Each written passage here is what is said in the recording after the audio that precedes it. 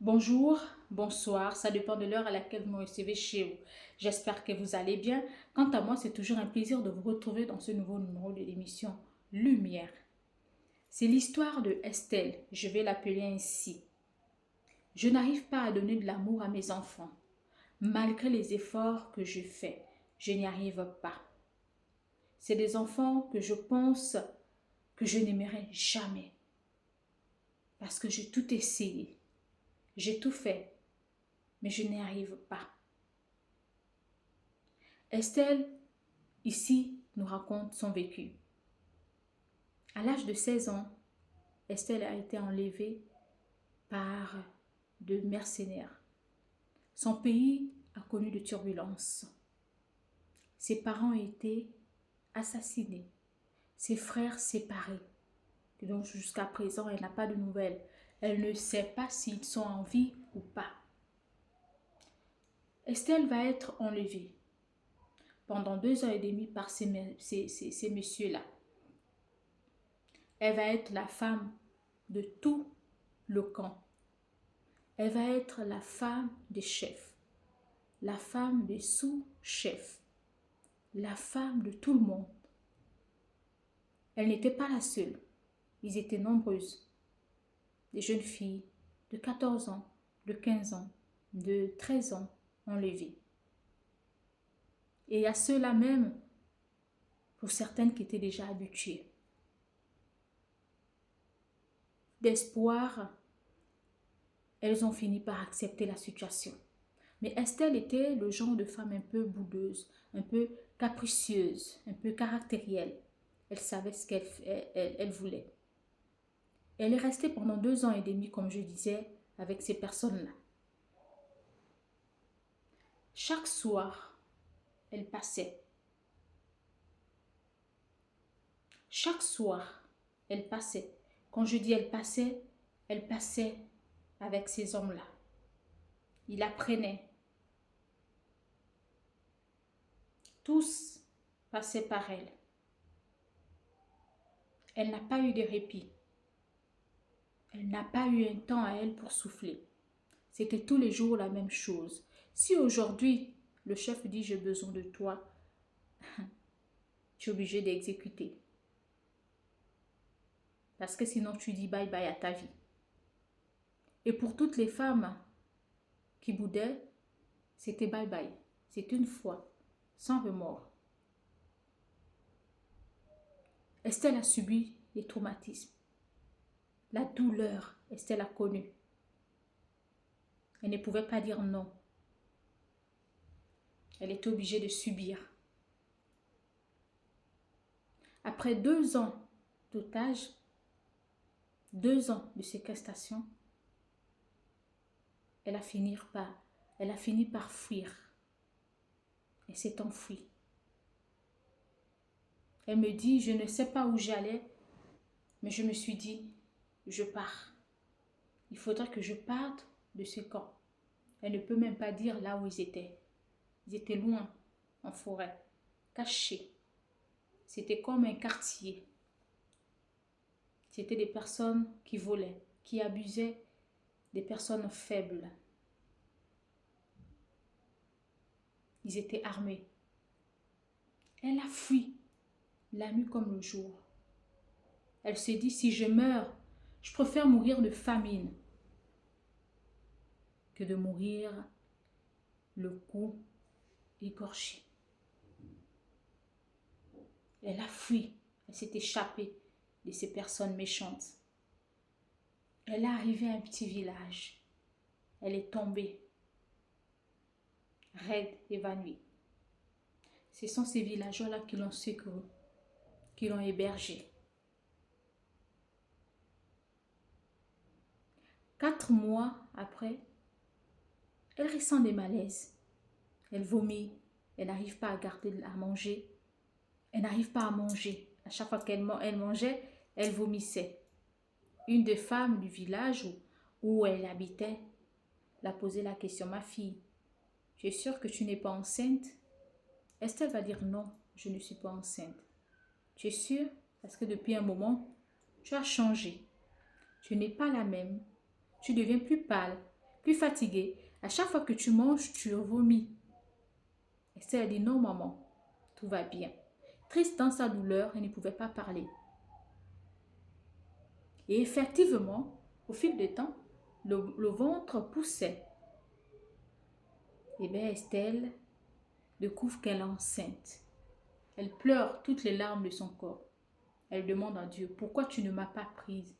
Pourquoi tu n'as pas fini avec ma vie? Pourquoi je dois garder ces enfants? Je ne connais même pas qui est le père. J'ai été prise à tabac par ces gens-là qui ont pris en otage une partie de mon pays, qui m'ont enlevée, qui m'ont séparée de mes parents, de mes frères. Je ne sais pas si mes frères vivent. Je ne sais pas où ils sont. Aucune nouvelle, aucune trace d'eux. Et aujourd'hui, je suis enceinte de ces personnes-là qui m'ont séparée de mes parents, qui ont pris la vie de mes parents. Seigneur, je préfère que tu me prennes. Je ne veux pas garder ces enfants. Je ne veux pas les garder. Elle a essayé de se suicider, mais elle n'a pas réussi. Elle a fini par garder ces enfants-là, vu qu'elle était auprès de ces femmes-là qui l'entouraient, qui la consolaient. Mais Estelle ne pouvait pas parler de là où elle venait. Elle ne pouvait pas parler de son histoire. Parce qu'elle était traumatisée. Même dormir pour elle était difficile. Elle se réveillait en criant. Elle se réveillait en pleurant.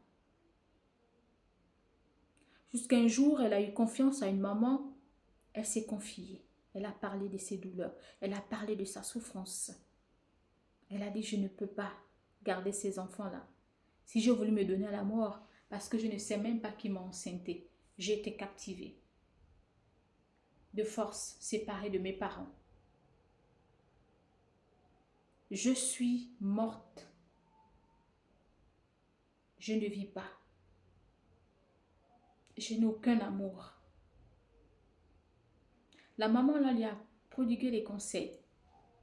Parlait comme si c'était sa fille. Elle a pu garder les enfants jusqu'à terme. Elle a accouché de jumeaux. Mais le problème d'Estelle, c'est qu'elle n'arrive pas à donner de l'amour à ses enfants-là. Elle n'arrive pas. Elle a tout fait. En fait, c'est comme si elle les nourrissait. C'est comme si c'était une nourrice, en fait. Elle garde juste, on lui a demandé de garder les enfants. Elle le garde, mais elle n'a aucun amour pour eux. Tout ce qu'elle a en ce moment, c'est de la douleur, c'est de la vengeance, c'est de la haine. Quand elle regarde ces enfants-là, ça lui fait penser à ce qu'elle a subi. Quand elle regarde ces enfants-là, ça lui fait penser à toutes ces nuits blanches où elle pleurait pendant que ces messieurs lui prenaient. Tous passaient à tabac. Quand elle regarde ces enfants-là, elle a envie de finir avec leur vie. Estelle, aujourd'hui, elle est âgée de 30 ans. Et toujours pas. Elle n'est toujours pas passée à autre chose. Elle est traumatisée. Elle veut savoir pourquoi elle. Malheur à ce jour-là où ces gens-là sont venus dans sa ville natale, chez elle, prendre la vie de ses parents, la séparer de ses frères et sœurs. Elle maudit le jour où elle a croisé la route de ces personnes-là. Je ne vais pas donner le nom du pays, par respect pour Estelle. Je ne vais pas donner des indices. Mais je parle parce que cette fille est venue vers moi pour me demander de l'aide. En m'expliquant ses souffrances, son histoire, son vécu. Estelle est souffrante. Il n'y a pas longtemps, elle a découvert qu'elle était séropositive. Il n'y a pas longtemps, elle a découvert qu'elle était malade. Et vous-même, vous pouvez imaginer dans quel état elle est. Elle n'arrive pas à aimer ses enfants. Parce que la condition, ou si vous voulez, les conditions dans lesquelles ou dans laquelle elle a eu ces enfants-là, pour une femme, c'est très souillant. C'est pas honorable. Et de surcroît, ses parents ne sont plus là de ce monde à cause de cette turbulence qu'il y a eu dans son pays. Séparé de sa famille, de ses frères et sœurs. Donc ces enfants-là ne sont pas la bienvenue. Je peux comprendre d'un côté Estelle. Et que puis elle apprend encore qu'elle est séropositive. Contaminée encore par ces personnes-là. Qui l'ont captivée dans ce camp où elle a vécu pendant 2 ans et demi. Où tous les jours elle était violée. Où tous les jours elle n'avait pas de repos. C'était devenu la femme de tout le camp où elle était en captive. Estelle est détruite. Estelle est détruite. Elle n'a pas les moyens pour se soigner. Là où elle vit, où après avoir accouché, elle a vécu un moment avec ces personnes-là qui l'ont apporté assistance. Et ces personnes-là qui l'ont apporté le soutien. Ces personnes-là qui l'ont hébergée pendant un laps de temps. Après, elle a poursuivi son chemin. Bien évidemment avec les enfants. Parce qu'elle ne peut pas les abandonner.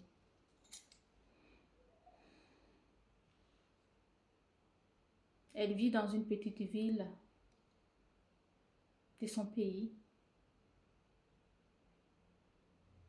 Elle vit des petits boulots qu'elle fait de gauche à droite pour pouvoir se nourrir et nourrir les enfants. Quand cette nouvelle vient tomber, elle est encore doublement meurtrie. Parce qu'elle ne sait quoi faire.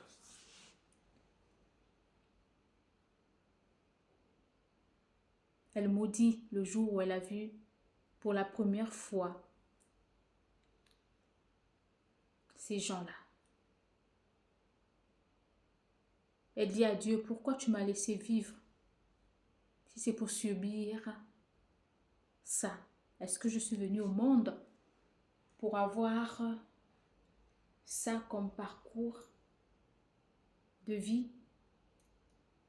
Est-ce que je suis venue au monde pour avoir ça comme problème, comme difficulté, comme abandon? Est-ce que c'était ça mon destin? Qu'est-ce qui peut me donner goût à la vie? Qu'est-ce qui peut me donner goût à la vie? Vu que ma vie, elle est fichue. Même quand je regarde les enfants, la seule chose qui me retient de ne pas aller ôter la vie, c'est parce que j'ai encore un petit cœur. Il y a quand même encore une petite place où je me dis qu'il y a un Dieu vivant. Mais sinon, plus rien ne me fait plaisir. J'ai perdu la joie de vivre. L'amour même, je n'en ai pas. Je n'ai jamais eu. Estelle, le problème ici n'est pas de se faire soigner. C'est comment vivre. C'est comment aimer.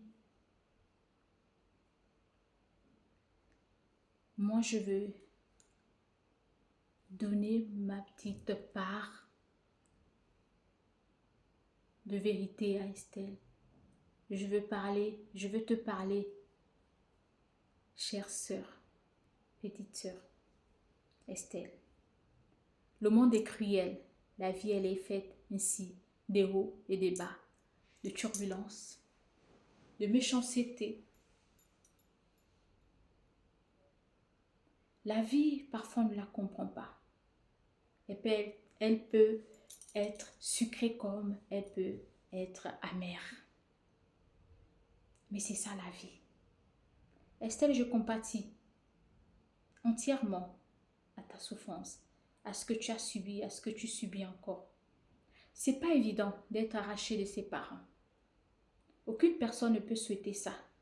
Surtout dans un pays où il y a eu des turbulences, où il y a eu enlèvement, où il y a eu assassinat, où il y a eu déchirement. Et qui plus est, tu as été enlevé, séquestré pendant 2 ans et demi. Tu tombes enceinte dans ces conditions-là. Tu n'as pas connu l'amour. D'être, ne serait-ce qu'aimer une partie avec, tu as un petit ami, tu pars de la maison de tes parents, tu vas à l'école, tu as des amis, tu partages beaucoup de choses avec tes frères et sœurs.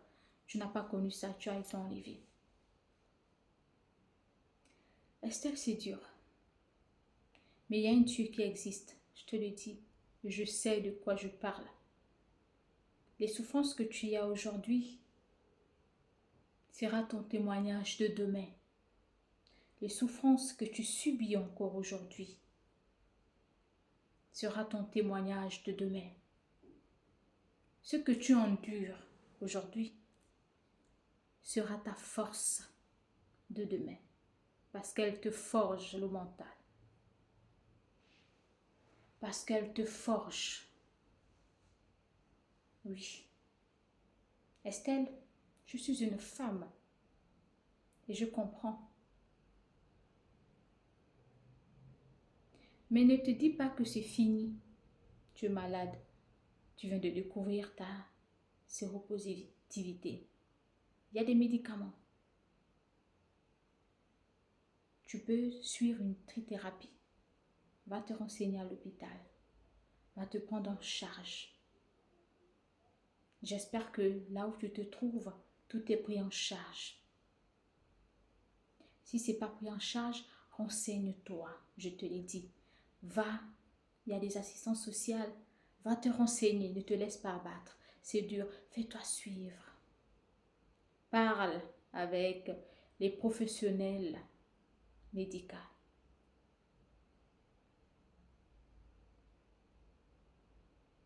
Va te faire suivre.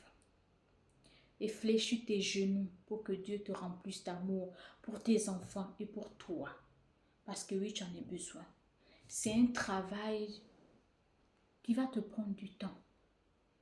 Mais ça en vaut la peine. Pour tes enfants. Pour toi. Parce que ces enfants, ils sont innocents.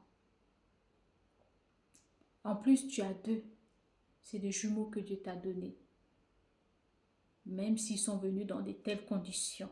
Même s'ils n'étaient pas attendus. Même si ce n'étaient pas des enfants désirés. C'est toi qui es la victime. Et les enfants aussi.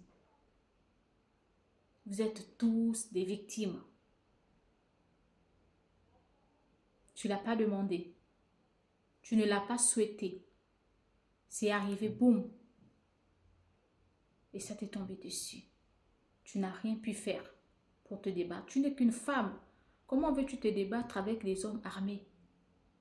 Comment veux-tu te battre avec eux? Comment veux-tu jouer le bras de fer avec ces personnes-là qui sont nées, moi je vais dire ça comme ça, et qui ont grandi dans ça? Ils n'ont plus d'amour, ces personnes-là. C'est des monstres. C'est des personnes méchantes. Donc l'amour, ils ne connaissent pas. Ils dorment dans ça, ils se réveillent dans ça, ils payent, ils jurent sans remords, ils tuent sans remords. Donc, tu ne peux pas demander de plus à ces personnes-là. Il n'y a rien à faire. C'est des frères, c'est des pères, c'est des hommes qu'on a perdus. Même peut-être pour leur famille, ils ne comptent plus.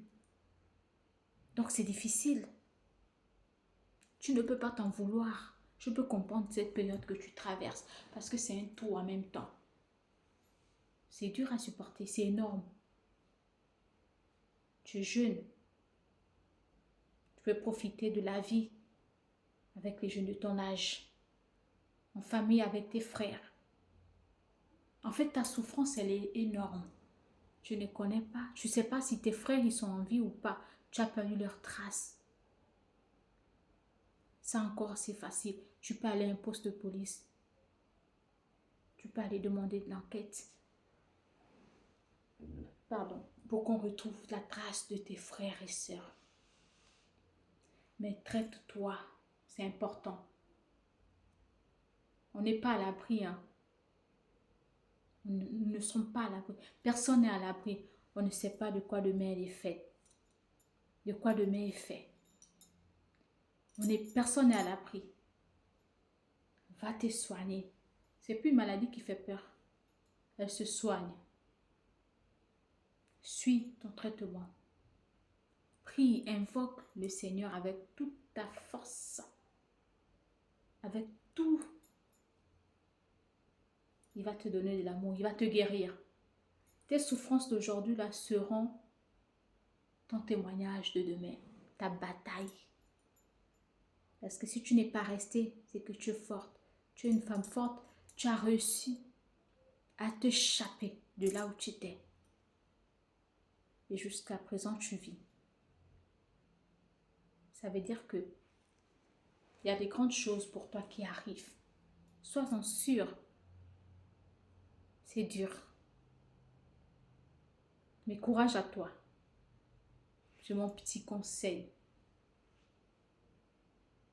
Je suis là. Si tu as envie de parler, si tu as besoin d'un renseignement, si tu as besoin de quoi que ce soit, je suis là. Et merci encore de venir partager ton histoire avec moi et les lumières éclairées. Parce que tu fais partie de la famille. Merci. Prends soin de toi. Et n'hésite surtout pas. Si tu as besoin d'une oreille pour t'écouter, je suis là. Je serai là et je vais t'écouter. Merci à vous mes lumières de m'avoir suivi. Je vous donne rendez-vous très bientôt. Prenez soin de vous. C'est très important. Prenez soin de vous. Bye bye et à bientôt.